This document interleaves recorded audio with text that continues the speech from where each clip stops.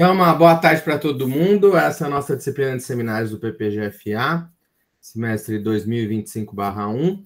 Hoje a gente conta com a presença da doutora física Vivian Andrade, com o seminário de soluções alternativas de refrigeração do Laboratório ao Mercado. A Vivian é lá do CBPF e vai dar um seminário para a gente hoje. Eu começo te agradecendo pela presença. Eu gosto de trazer gente de áreas um pouco diferentes do que a gente vê no normal aqui no nosso programa de pós. E aí eu pensei em você quando a gente conversou lá no Rio. Falei, vou chamar ela para participar e agora deu certo. Obrigado, viu, Vivian? Obrigada, Emilson. A gente se encontrou ali sem nada muito formal e na conversa ele perguntou assim, mas você trabalha com o quê? Eu falei, cara, eu trabalho com tanta coisa. Aí ele me convidou aqui para apresentar para vocês. E eu vou, como o título já diz, do Laboratório ao Mercado, eu vou falar de tecnologias alternativas de refrigeração e como que isso vem evoluindo ao longo dos anos. A gente está num cenário muito diferente de 10 anos atrás, por exemplo, então está evoluindo rápido, que há 10 anos atrás, como vocês vão ver, eu estava aí entrando, terminando o meu bacharel, então eu vou falar um pouquinho de mim antes do porquê, que vai ter tanta coisa. Na Universidade Federal Fluminense, aqui no Rio de Janeiro, em Niterói, e eu já comecei meu trabalho de pesquisa com nanoestruturas magnéticas para inicialmente estudar o efeito magnetocalórico, mas isso só foi acontecer no meu doutorado, no meu mestrado, também na UF, em que, além de nanopartículas magnéticas, eu também produzi nanotubos, de manganitas nanoestruturadas, em que a gente observou um comportamento que demonstrou que elas seriam também boas para tratamento de câncer, alternativas, à quimioterapia.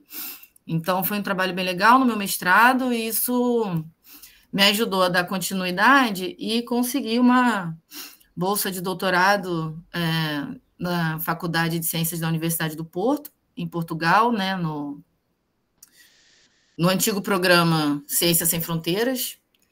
E continuei trabalhando com o efeito magnetocalórico, que vai ser a maior parte do meu seminário, fazendo nanoestruturas dessas ligas, e também compósitos magnéticos, que é colocar essas partículas magnéticas em matrizes poliméricas. Eu vou explicar um pouco mais na frente por que isso é interessante.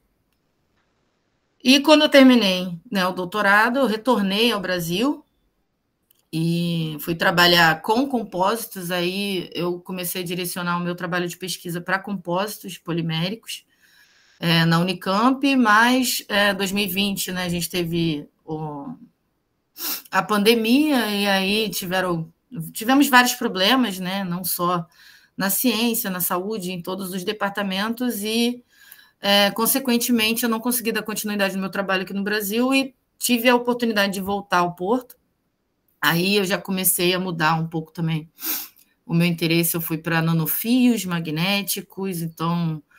E no ano seguinte eu desenvolvi um protótipo magnetocalórico, que eu vou falar um pouco dele mais na frente, que usa não só o material magnético, mas também um fluido magnético para fazer a troca de calor.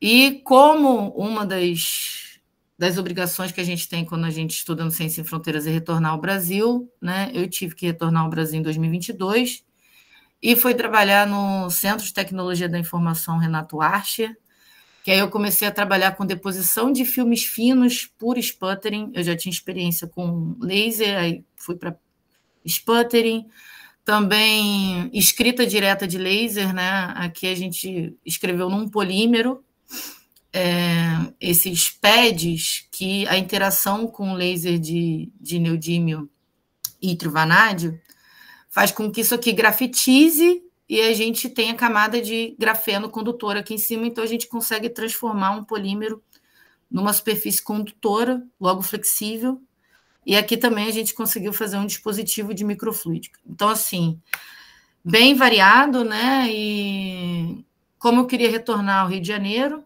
em 2023, eu vim para o Centro Brasileiro de Pesquisas Físicas, trabalhar com materiais multiferróicos, tá? Que ainda é dentro do tópico de compósitos. Isso aqui é um compósito que eu produzi, são partículas magnéticas em polidimetilsiloxano, tá? E aí eu estudo as propriedades estruturais e magnéticas desses polímeros.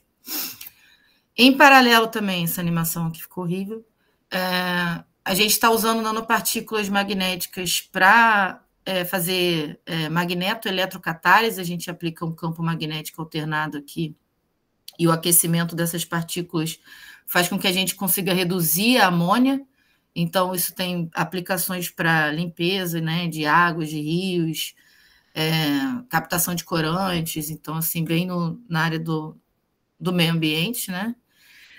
E partículas magnéticas, que elas são propelidas por catálise, além de dar suporte aqui ao laboratório de difração de raio-x. E atualmente com financiamento da FAPERJ e do CNPq. Bem, então, em resumo, né, eu sou uma física de materiais e eu trabalho com materiais em várias escalas, desde a escala macro, com intermetálicos, até microestruturas em matrizes poliméricas e nanoestruturas, né, que eu produzo por processos químicos e físicos. Caracterização, né, desses materiais por microscopia eletrônica, difração de raio-x, medidas magnéticas, e também na parte de prototipagem e instrumentação. Então, como é uma coisa muito variada, eu decidi focar só na parte do magneto calórico, que é mais ou menos o meu berço, né? E vou tentar falar aqui um pouco da história da refrigeração, tentar dar uma passada, né, rapidinho em princípios da termodinâmica e como operam os sistemas convencionais de refrigeração, o que são materiais magnéticos e essas tecnologias alternativas, né? O que é o efeito calórico, não só o magneto calórico, eu vou mencionar alguns outros também, e como que isso tem evoluído em termos de comercialização em empresas. Eu não consegui, na verdade, fazer o da empresas, eu vou mostrar para vocês o site, mas, por exemplo, a Canfred, que já é uma empresa, né, que tem um histórico aí no sistema de refrigeração convencional, também investe em sistemas de tecnologia de estado sólido, a Cooltech, e essas aqui Magneto BV, Magnotherm, Caloricool, já são empresas que são voltadas só para tecnologias de estado sólido.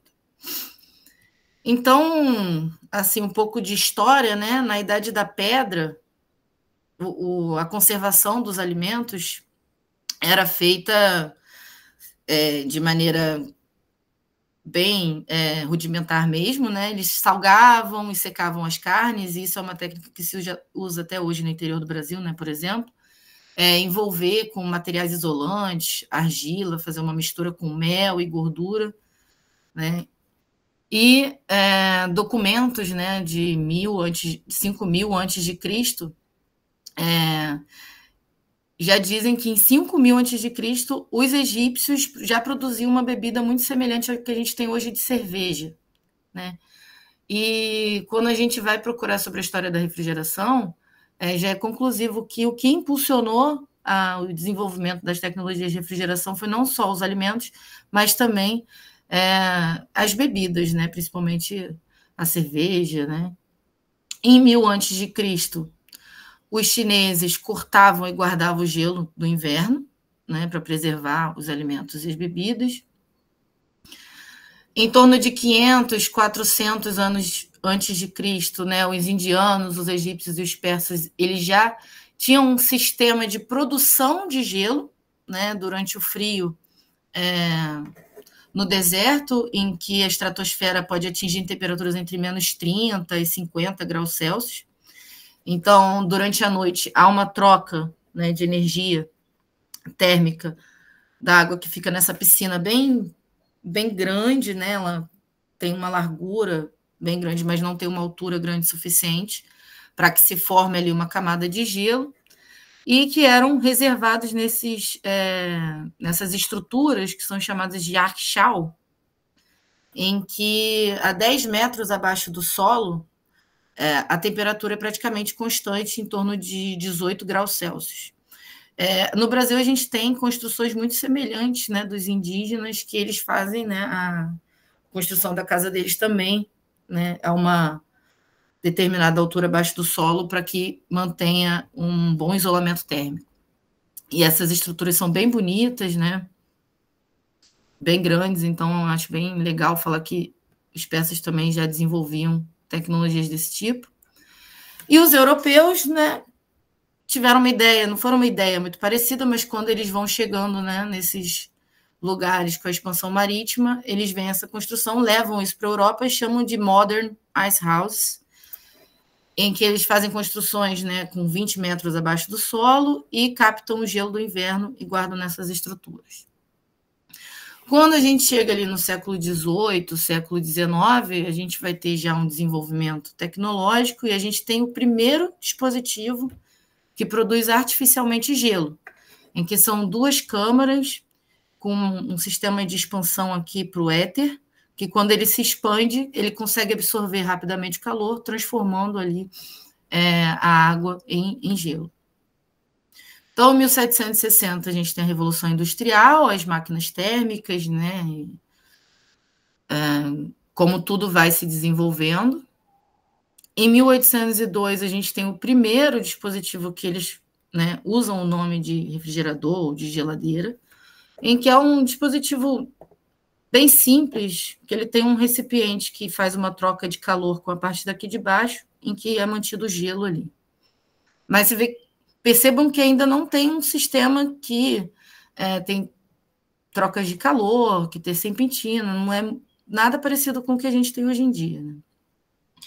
Só em 1824 que a gente começa a ter o desenvolvimento, né, da termodinâmica, das leis da termodinâmica, e vem esse ciclo de Carnot, que foi um ciclo empírico, que é o determinado, chamado ciclo ideal, composto de 2 isotermas, 2 processos isotérmicos e 2 adiabáticos, em que a gente tem um gás aqui, né, num sistema isolado, com um êmbolo,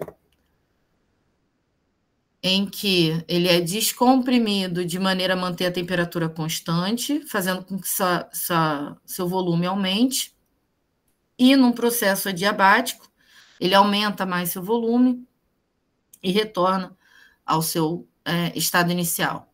E esse ciclo ele é o determinado ideal, porque quando a gente, né, vai calcular as trocas de calor nesse ciclo, a gente obtém que a eficiência ela vai depender somente da temperatura da fonte fria e da fonte quente. Então, independente do tipo de gás ou do tipo de material que eu estou aplicando no ciclo de Carnot, a eficiência ela vai depender só das temperaturas, não vai depender da propriedade do material. Por isso que esse processo é chamado de um ciclo ideal,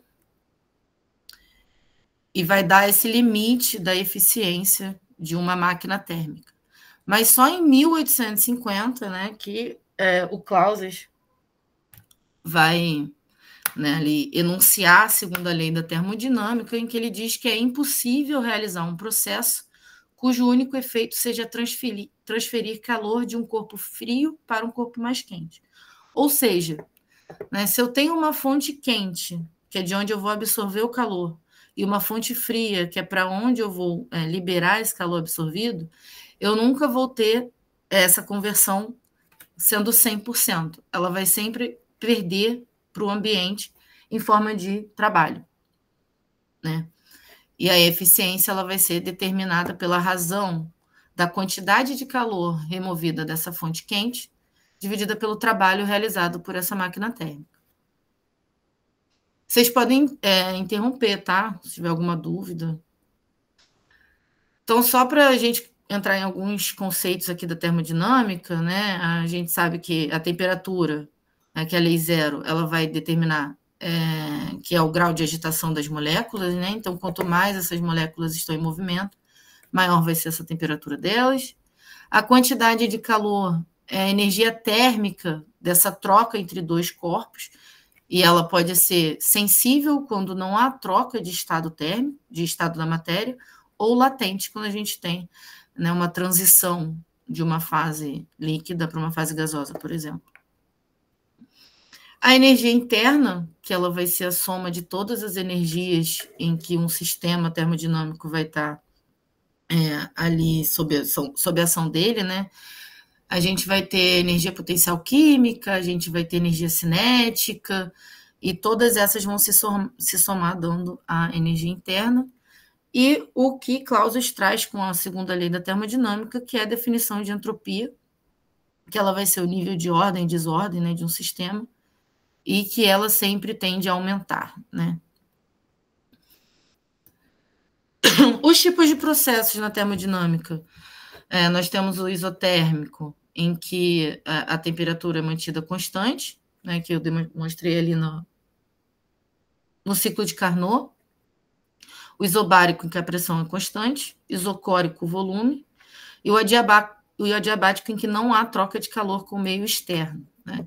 E todos eles vão ser determinados pela temperatura, pressão e volume desse material, né? Então, e o trabalho realizado num ciclo vai ser sempre a área de um diagrama de pressão por volume.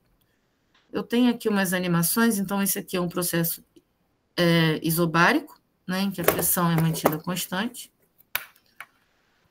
E eu posso fechar isso num ciclo, né, e aí vai ser a área desse ciclo. Num processo isotérmico, em que a temperatura é constante, o formato da minha curva ela é mais íngreme, que foi o que eu demonstrei ali no ciclo de Carnot.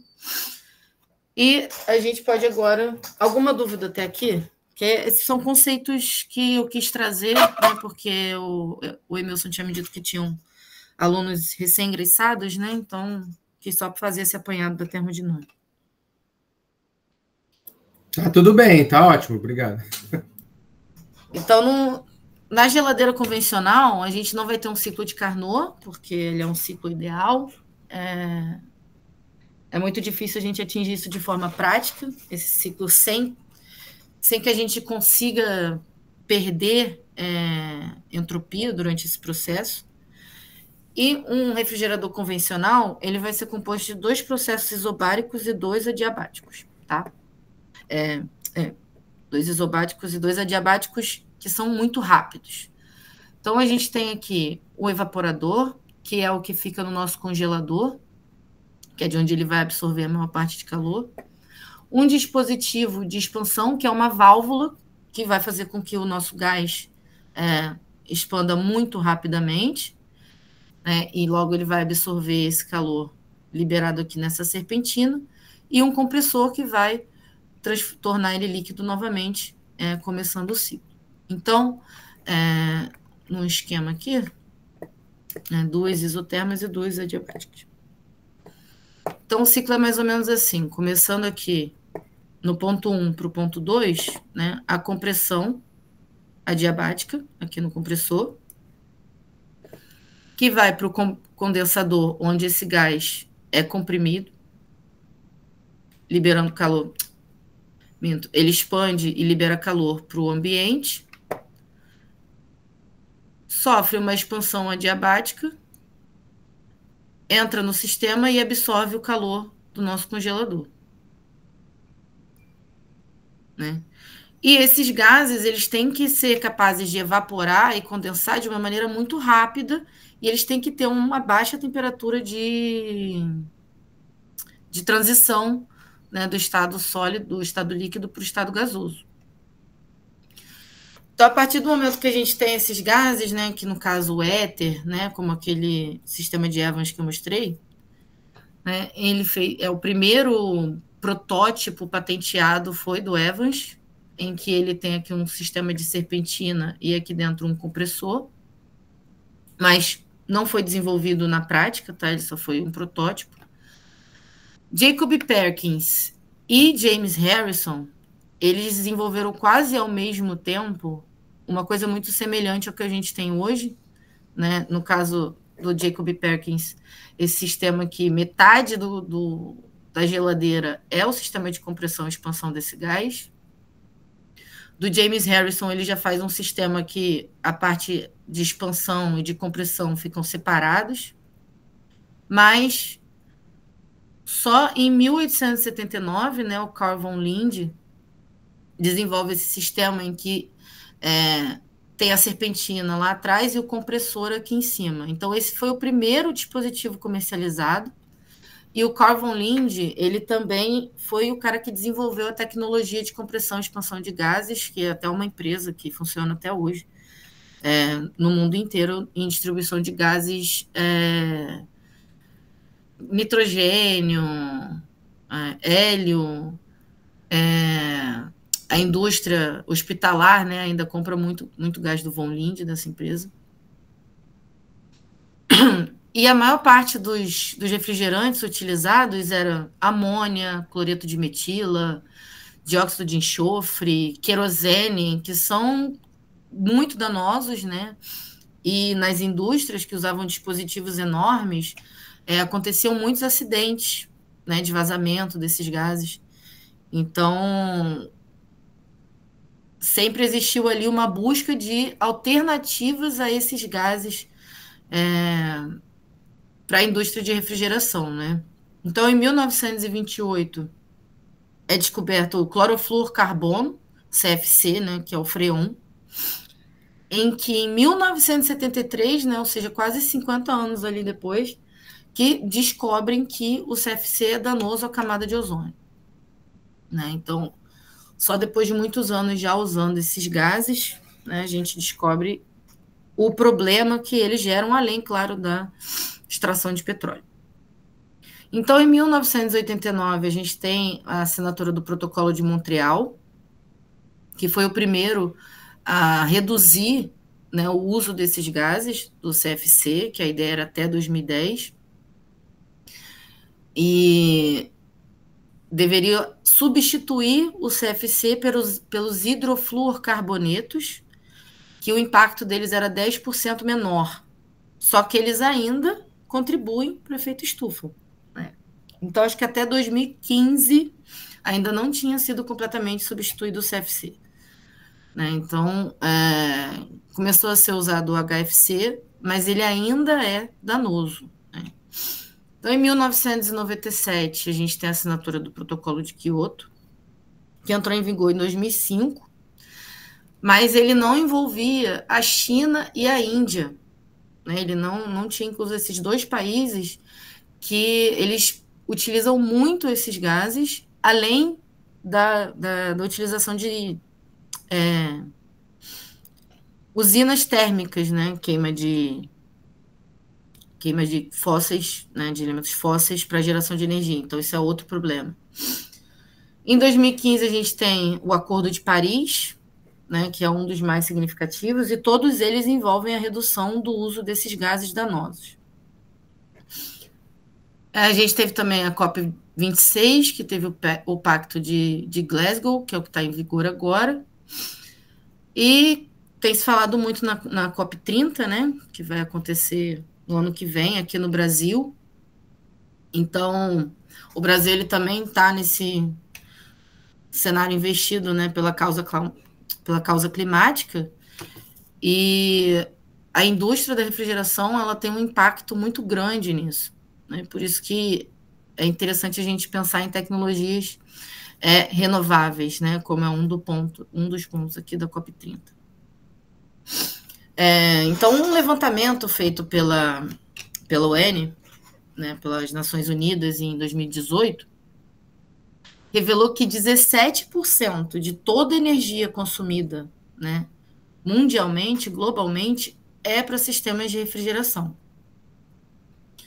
E elas são responsáveis pela emissão de mais 40% de dióxido de carbono, que contribui para o aquecimento global.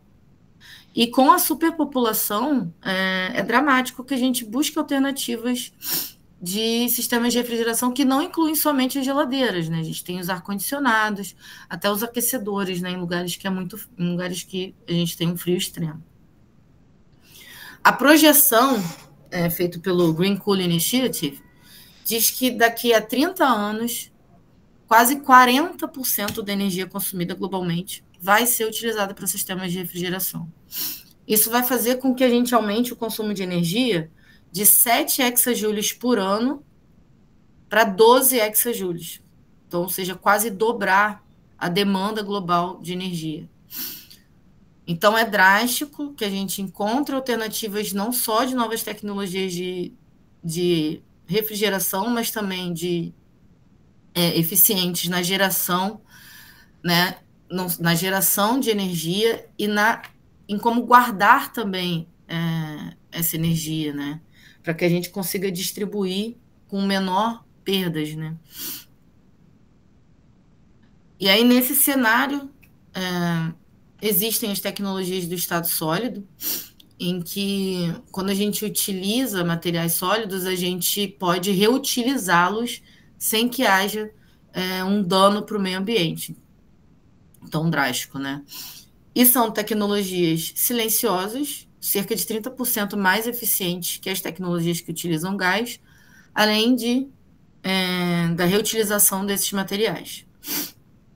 Eu vou aqui mencionar as 3 principais.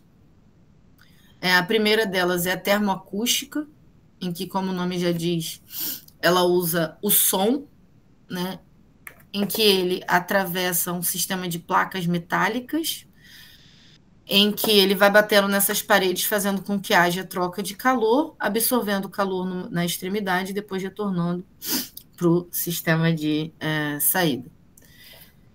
Esses sistemas, eles são muito grandes, então esse aqui é um tipo de refrigerador termoacústico, e eles são utilizados na indústria, para captação de barulho, em lugares que tem maquinários muito grandes, eles colocam isso assim em cima da parte que tem o maquinário. São várias estruturas dessas gigantes que fazem o aproveitamento dessa energia acústica dessas empresas muito grandes.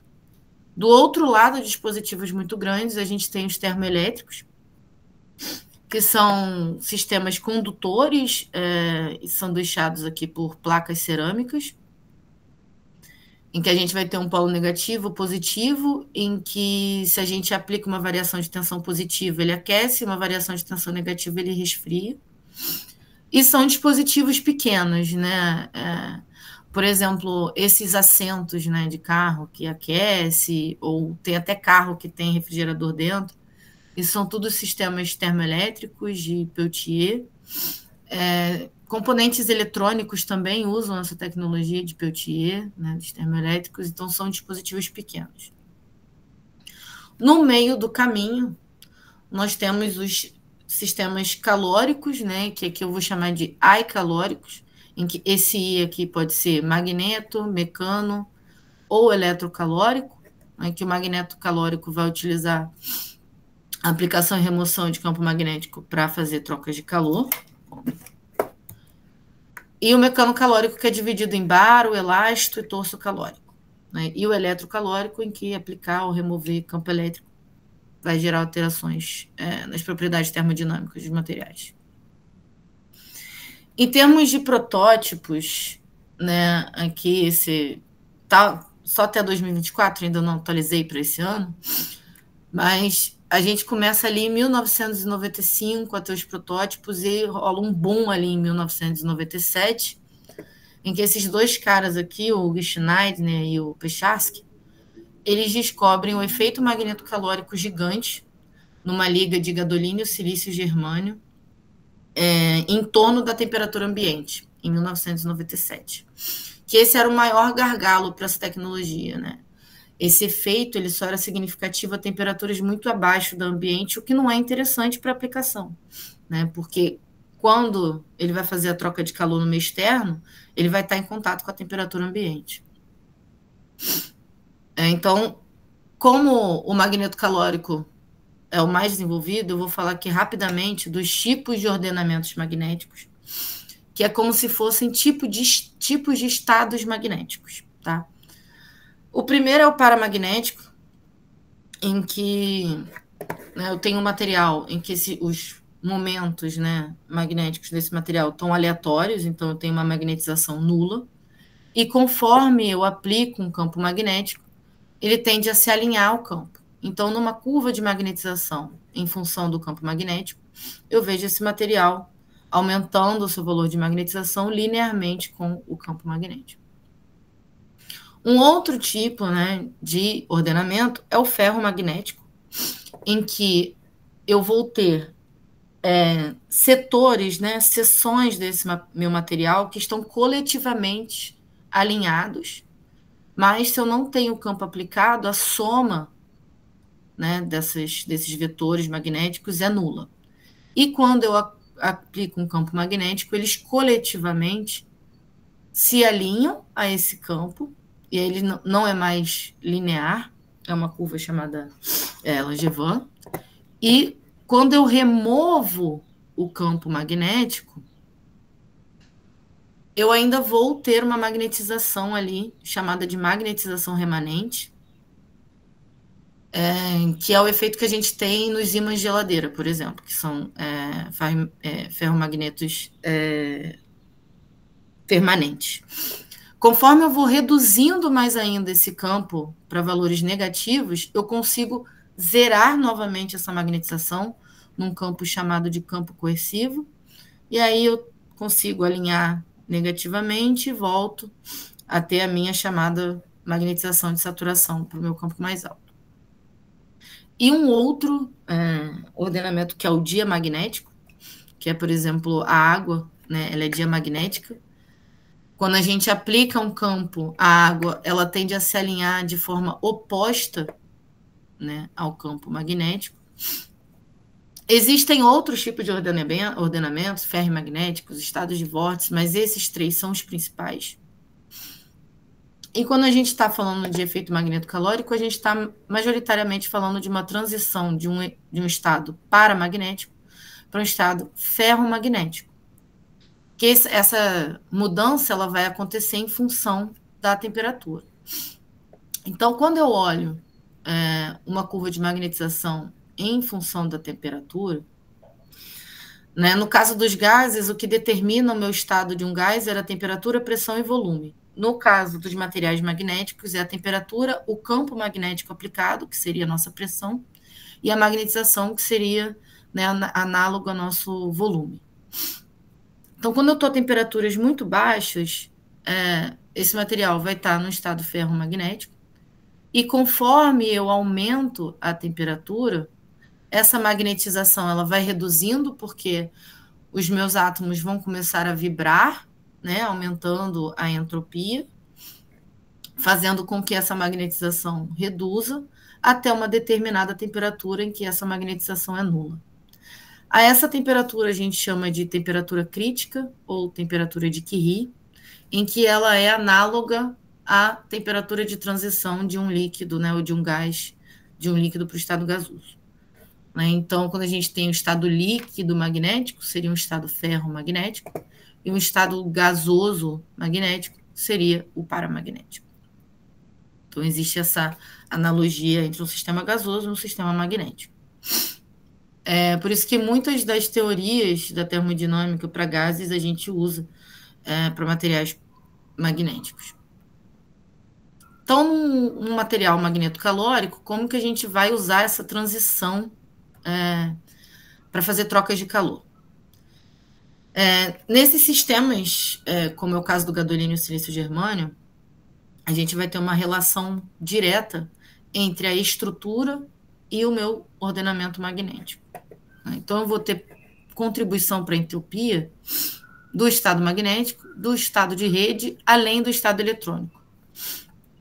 Então, eu tenho aqui o meu material em que não há campo aplicado, ele está a uma determinada temperatura e os meus momentos magnéticos estão aqui aleatoriamente distribuídos. Então, eu estou nesse ponto inicial aqui, em que eu não tenho campo magnético aplicado, que é essa curva daqui de cima, e esse é o meu pontinho aqui do meu estado desse material. Quando eu aplico o campo magnético de maneira adiabática, sem que ele tenha variação da sua entropia, para manter a entropia constante, há uma vibração da rede, fazendo com que a temperatura desse material aumente quando todas os meus vetores de momento magnético se alinham ao campo. Quando eu tenho um processo agora isotérmico, em que eu aplico o campo de maneira que a temperatura seja a mesma, esse material pode trocar calor com o meio externo, né, no caso removendo o calor, e libera calor para o meio externo. Então, num processo de refrigeração magnética, é uma combinação de uma transição adiabática com isotérmica, assim como no caso dos gases. E aí eu vou mostrar para vocês um vídeo. Primeiro eu vou falar desses.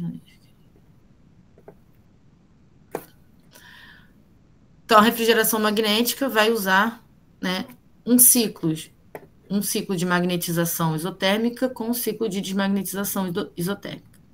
Então, quando o campo magnético é aplicado de maneira adiabática, ele aumenta a temperatura. O campo é removido de maneira isotérmica, trocando calor com o meio ambiente. Ele é desmagnetizado adiabaticamente e depois volta o ciclo novamente. O primeiro refrigerador, né, operando mesmo, que foi publicado, e que foi em 2020, e aí foi, como eu disse, né, é muito diferente o cenário de 10 anos atrás, é menos ainda, né? 2020, o pessoal do Polo, que é lá da Universidade Federal de Santa Catarina, publicou esse refrigerador de vinho, que era capaz de refrigerar 31 garrafas, mantendo uma temperatura entre 8 e 20 graus Celsius, consumindo somente 60 watts de energia, que isso aqui é a energia de uma lâmpada, né? E eles fizeram um vídeo no YouTube, que eu escrevi aqui, explicando o funcionamento dessa adega. Eu só não sei se o áudio vai estar funcionando.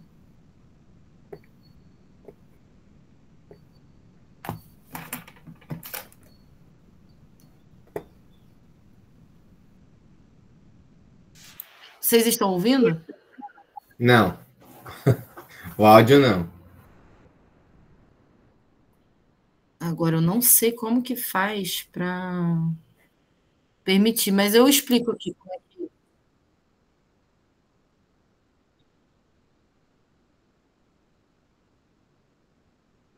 Então, ele mostra ali a adega.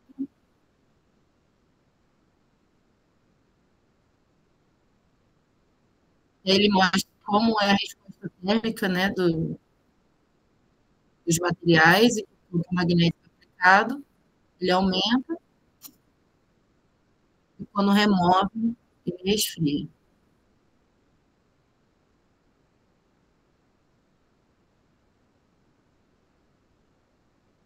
Então, esse é o sistema que vai fazer o ciclo magnetocalórico regenerativo, em que o próprio material reversivelmente volta para o seu estado inicial, conforme eles usam um fluido para refrigerar.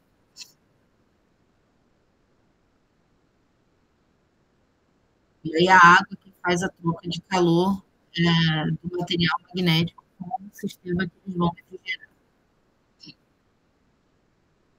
E a aplicação e remoção do campo é feito com o campo magnético rodando. E aí a gente tem o escoamento frio, desmagnetiza e o escoamento quente.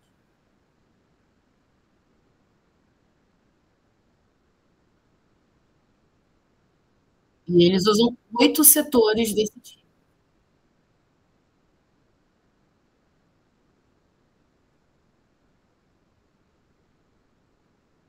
E aí, conforme o campo magnético vai passando, essas válvulas aqui vão fazendo as trocas, né, com a água, fazendo a troca do fonte fria para o fonte quente.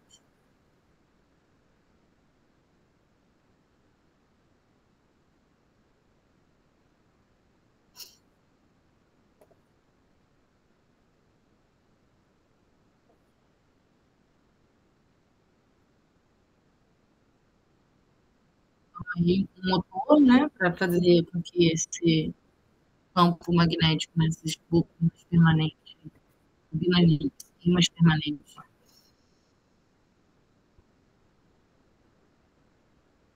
E eles têm todo um sistema complexo, né, de válvulas.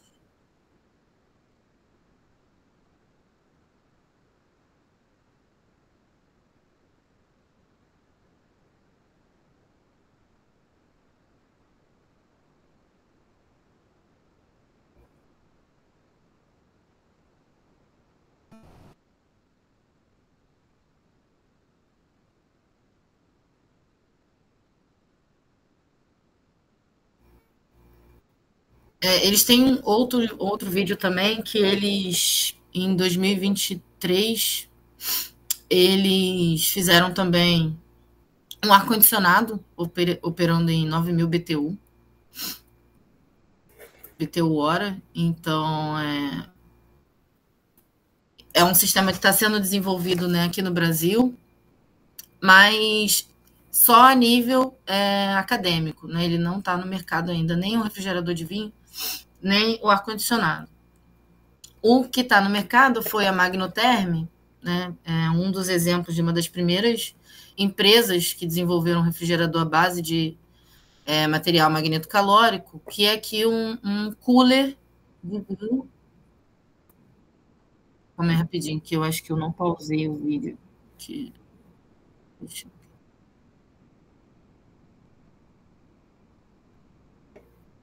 E eu acho que eu já estou passando um pouco do tempo.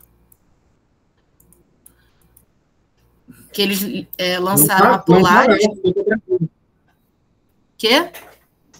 Não tá, não. Fica tranquila. Pode falar o tempo que você quiser. Tá bem. Que eles lançaram a Polaris, né, que opera entre 0 e 9 graus e tem a capacidade de resfriar um volume de 90 litros com um consumo de 40 watts. Né? E o sistema é muito parecido com o do Polo, né? São vários regeneradores, que é uma cama de material magnético porosa, em que eles já estão utilizando impressão 3D para imprimir esses componentes magnetocalóricos. E eles também têm um sistema de troca, né, de fluido fluido quente, fluido frio, né, com sistema de válvulas que está rodando aqui. Então ele vê que dá para ver que é bem menor do que o do de vinho, né? Então o problema ainda para comercializar esses dispositivos a intensidade do campo que a gente precisa, que ela é muito alta, e se a gente não tiver um sistema de shield, a gente pode danificar outros aparelhos domésticos que a gente tem em casa. Isso faz com que tenha um alto custo associado, além de serem muito grandes, e como operam em altas frequências, isso são materiais sólidos, eles não sobrevivem por muito tempo, né? O efeito deles, então, reduz o tempo de vida do dispositivo. Então, como que a gente produz esses materiais, né, que a gente vai estudar? Antes disso, deixa eu mostrar para vocês aqui a Polaris, que eu separei aqui o site deles. A Magnoterm lançou no ano passado esses refrigeradores de supermercado, que é enorme. Né? Então, e aqui embaixo que está todo o sistema de refrigeração. Eles estão vendendo por cerca de 10 mil a 13 mil euros. Um refrigerador comum, né, com sistema convencional, ele é menos de 1.000 euros. Então, só para vocês terem uma ideia, né, já existe no mercado, mas ele é 10 vezes mais caro do que um sistema convencional. Né? Então, a pesquisa nesses tipos de materiais, ela ainda tem que ser feita para que a gente consiga achar alternativas. E aí eu vou dar aqui como que eu, né, produzo alguns desses materiais. Né, são ligas intermetálicas, então a gente parte de um metal puro e funde, né, essas ligas por forno a arco, que é um sistema de vácuo, em que eu tenho aqui um cadinho de cobre, em que passa um sistema de água para refrigerar e uma ponta de tungstênio em que eu aplico uma corrente muito alta, de cerca de 20 amperes, fazendo com que abra esse arco e a temperatura aqui chegue em torno dos 1.300, 2.000 graus. Isso aqui sou eu num forno que tem na UF, isso aqui eu estava na minha graduação já, fazendo ligas. E nesse forno, eita, que travou, a gente consegue rodar conforme a gente vai indo com o arco, a gente consegue fazer a mistura, né, desses materiais no estado líquido para que eles tenham uma homogeneidade melhor quando a gente produz, né? Depois, para fazer as análises, a gente tem que... Isso aqui é...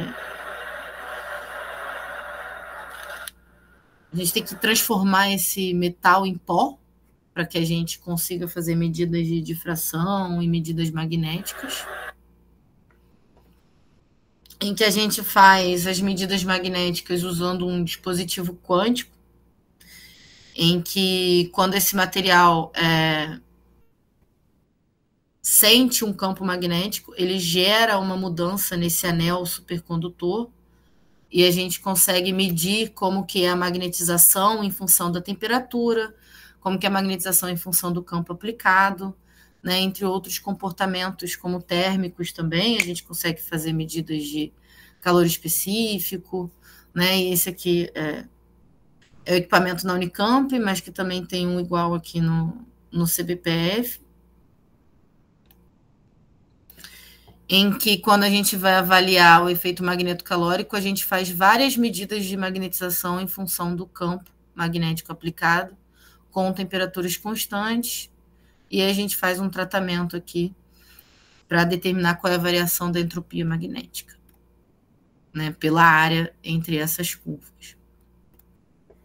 Então, esse aqui é um exemplo de um material que eu estudei no meu doutorado, em que a gente passou por várias peneiras, né, reduzindo o tamanho de partícula, e conforme a gente faz isso, a gente vê que tem uma redução do efeito magnetocalórico, mas ele acaba aumentando um pouco aqui a temperatura de operação desse material.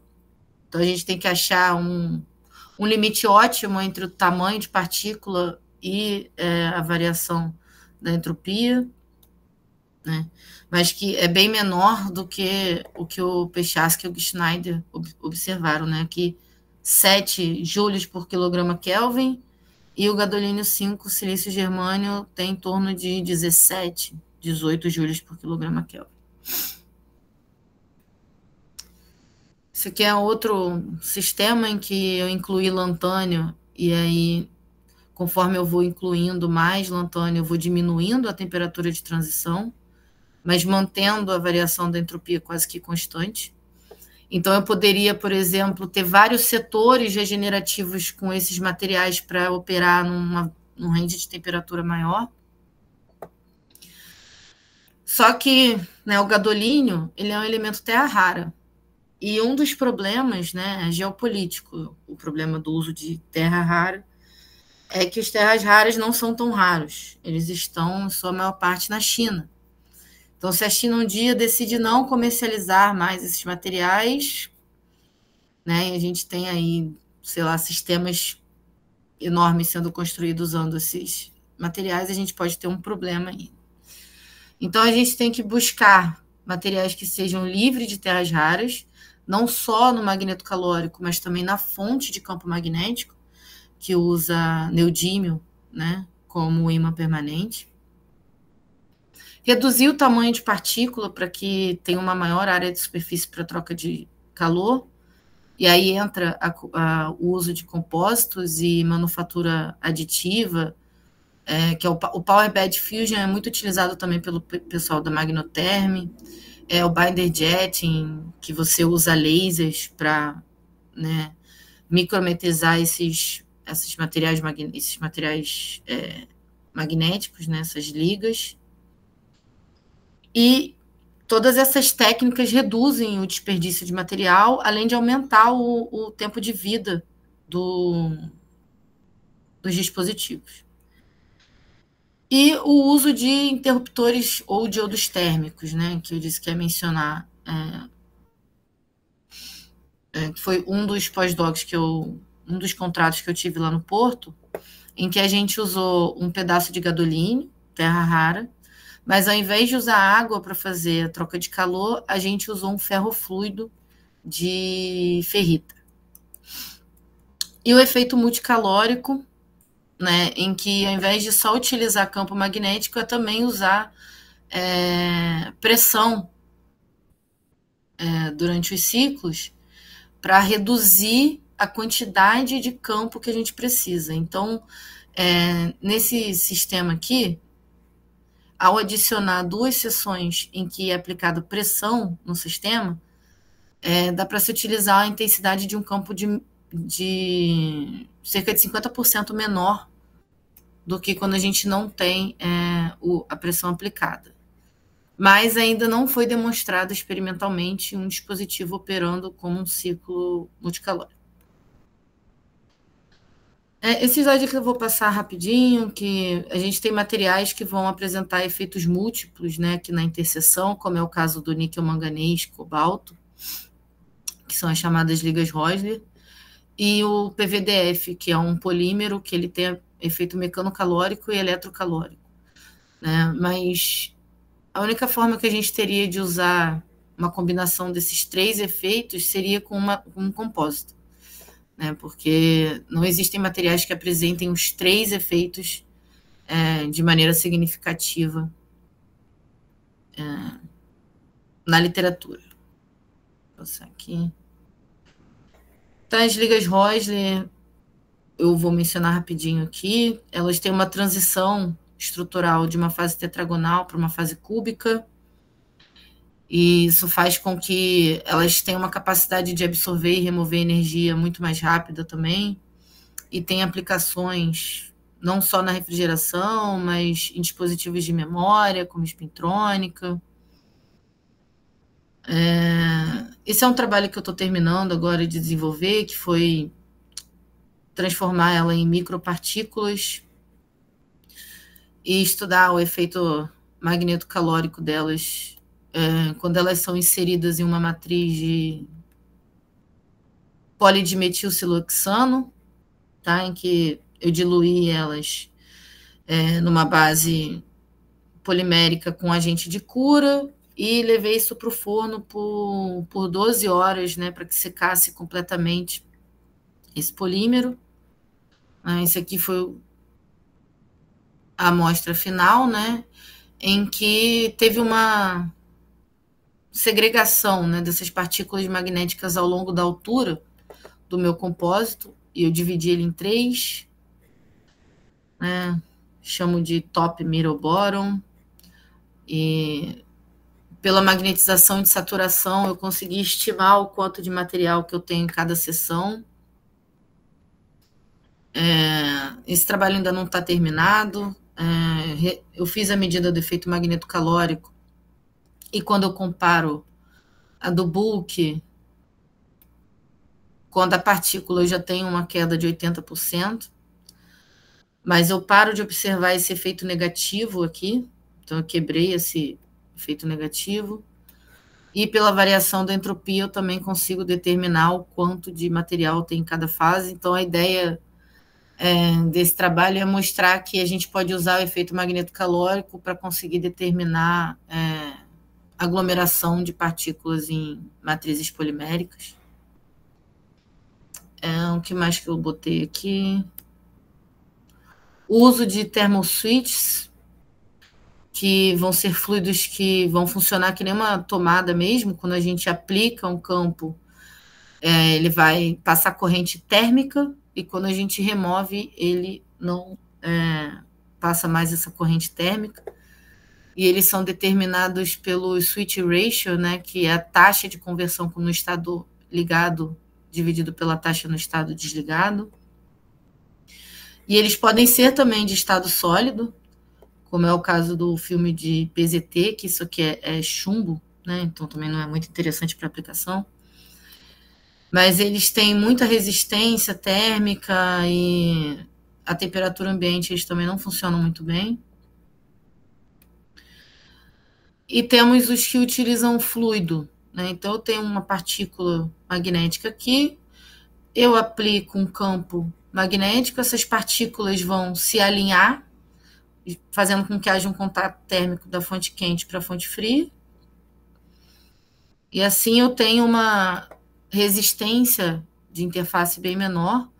Vou ter uma resposta também menor, porque o tempo de alinhamento das partículas que estão num fluido, né, é menor do que num sistema sólido, e eles são facilmente adaptáveis por serem líquidos, né? E aí, nesse sentido, a gente desenvolveu lá no Porto um sistema que tem um campo magnético que move verticalmente, e aqui um recipiente com um fluido magnético, e quando o campo magnético é aplicado, né, esse fluido entra em contato com a minha fonte fria, que é onde vai liberar calor, e reduz a temperatura da fonte quente. Então, aqui é como é feita a troca de calor. Então, depois de cerca de 150 a 300 segundos, a gente começa a ter uma troca de calor da fonte quente para a fonte fria, em que essa troca foi capaz de acender uma lâmpada de LED de 10 watts. Então, é só o movimento do fluido para cima e para baixo. Então, a ideia foi usar esse fluido num sistema magnetocalórico. De que maneira? Eu tenho meu material magnetocalórico, eu vou botar ele em contato com essas nanopartículas. Quando eu aplico o campo, elas vão se alinhar e vão expelir calor para a fonte quente, né? E quando eu removo, o campo remanente ele é suficiente para alinhar somente o que está em contato com a minha fonte fria. E aí, isso foi calculado, né, que seria possível um sistema operando a 20 Hz, né, que seria capaz de reduzir a temperatura em cerca de acho que está aqui, ó, de quase 1 grau, né, com um COP de 8,5, mas não tinha sido ainda provado experimentalmente. Isso aqui é uma outra publicação que ele mostra que não precisa ter 2 thermoswitches. Um thermoswitch é suficiente para fazer uma variação de meio grau. E ele deveria operar aqui em frequências mais baixas, ao invés dos 20 kHz, aqui na ordem de 0,01 Hz. A temperatura ambiente. E os requisitos é que deveria ser um sistema pequeno, porque senão não tem capacidade para uma coisa muito grande. Então, a primeira coisa que eu fiz foi ver o comportamento dessas nanopartículas num campo magnético. E elas têm um movimento radial.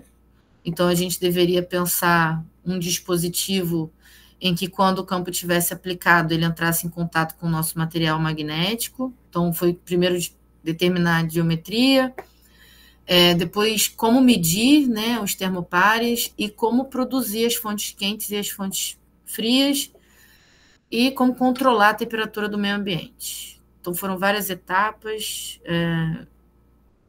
Eu vou passar rápido por aqui. A gente usou um heatsink de alumínio e para o nosso recipiente com ferrofluido a gente usou o cobre para estar em contato com o material magnetocalórico, e aqui a gente usou o gadolínio com 1 miligrama de ferrofluido. Então aqui a gente fez um sistema meia-lua, em que quando o campo e botou aqui o magnetocalórico numa determinada altura, para que quando o campo fosse aplicado, a gente tivesse em contato com a fonte quente. E a gente utilizou vários termopares, cada fiozinho desse é um termopar, então um para o controle do ambiente, um para o controle do recipiente, dos contatos térmicos, e todo esse sistema entrava e saía aqui nesse ALBAC, né, que tem vários campos alinhados aqui, por um sistema pneumático. e ele vai operar da seguinte forma. Eu tenho aqui o meu fluido só em contato com a fonte, né, para o meio ambiente, onde eu vou jogar o calor, e quando o campo é aplicado, o fluido entra em contato com o material magnetocalórico, né, que também aquece, o calor é transferido para o ambiente, e quando é removido, né, acaba esse contato térmico. O que a gente demonstrou é que a troca de calor, né, a redução de temperatura, ela é maior quando a gente tem o ferrofluido, que são essas curvas rosas, rosa e verde, né, ele é mais rápido no início, mas depois de muito tempo de operação, é equivalente a utilizar o gadolínio sozinho. E aí, uma coisa que acontece muito quando a gente está no laboratório é cometer erros. E aí, a gente cometeu um erro de mudar a válvula do sistema pneumático e ter ficado pouco tempo dentro do campo. Então, só que o que é esse ciclo, né? Eu tenho o meu sistema fora do campo magnético, eu aplico o campo, ele aumenta a temperatura. E aí ele fica com o campo magnético aplicado, liberando para o meio ambiente, reduzindo a temperatura, e quando eu removo, ele diminui a temperatura e aumenta de novo, né? Então, o que a gente fez foi deixar o sistema, sem querer, pouco tempo fora desse campo. Então, a gente deixou muito mais tempo dentro do campo, e essa curva laranja aqui, pouco tempo dentro do campo. E o que a gente observou é que a temperatura diminuía mais rápido depois de muitos ciclos. Então, aqui eu tenho essa curva verde com o fluido de ferrita, a cinza é o gadolínio sozinho, e o rosa é com ferrofluido comercial. Então, com o ferrofluido de ferrita, que foi o que a gente desenvolveu no laboratório, a gente conseguiu uma temperatura de spam próxima à teórica, com um ciclo assimétrico.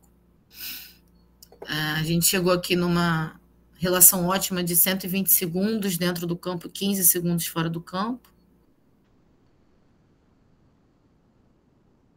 Aqui são parâmetros de operação que, num ciclo assimétrico, né, a taxa de troca de calor ela é maior do que num ciclo simétrico.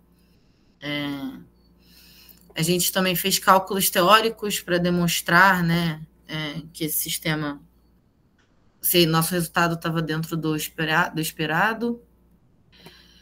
E, bem, além dessas aplicações de refrigeração, um tema que está bem em voga agora é usar os materiais magnetocalóricos para liquefação de hidrogênio, em que utiliza também um ciclo muito parecido com o de refrigeração, mas a troca do calor é feito num compressor, né, para que o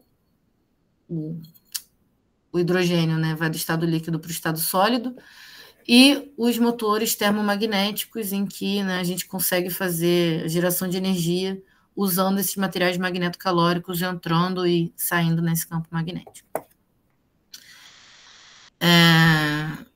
Isso aqui a gente já falou, né, sobre isso. Vou passar por aqui. E para quem ficou mais interessado nessa área, a gente tem há 5 anos já a gente organiza o workshop em efeitos e calóricos, com o pessoal da UERJ. Então, se quiser, segue lá o nosso Instagram, é workshop.wise. E ele acontece bianualmente na língua portuguesa, que é um evento online e gratuito. Então, para quem está na graduação, precisa sempre daquela hora, né, de seminários. A gente deve abrir as inscrições lá para janeiro, tá? Dezembro, janeiro. E aí é sempre... Sendo online também fica até mais fácil para que vocês participem. E é isso que eu tinha para falar com vocês hoje. Muito obrigada aí pela atenção e estou à disposição aí para tirar qualquer dúvida. Valeu, Vivian. Vou dar umas palminhas aqui, peraí.